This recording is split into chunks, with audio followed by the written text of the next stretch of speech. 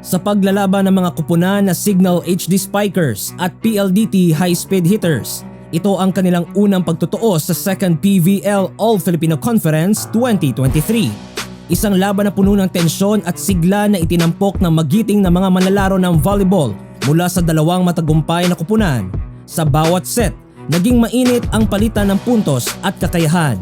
Sumubaybay at alamin ang mga yugto ng laro, mga pangunahing manlalaro at mga kaganapan sa kakaibang pagtatagisan ng husay sa larong volleyball. Sa unang set ng laban, nagtagumpay ang Signal HD Spikers na itaas ang bandera ng tagumpay. Itinakda nila ang puntos sa 25-16. Nagpapakita ng kanilang husay sa larong volleyball. Ang pangunahing sandata ng kupunan na ito ay ang kanilang makapangyarihang opensa na nagdala ng matinding bentahe. Si Ces Molina ay naging punong abala sa opensa, habang si Chin Basas ay nagbigay kasiyahan sa mga manonood sa kanyang mga palo at tiklo puntos. Matagumpay ang Signal HD Spikers sa pag-aatake na nagtulak sa kanila patungo sa tagumpay sa unang set.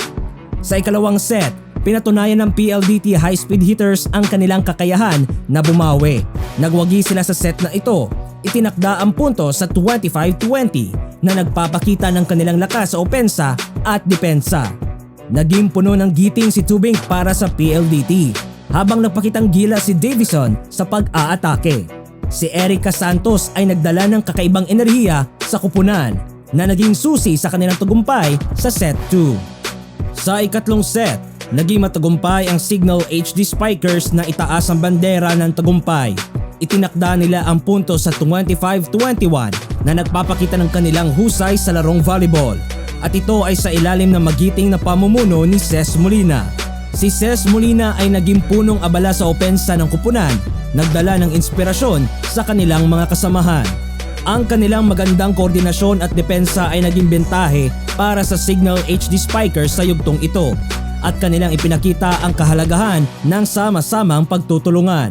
Nagpatuloy ang lakas at galing ng Signal HD Spikers sa ika-4 na set at talagang dinomina ni Ces Molina ang laro.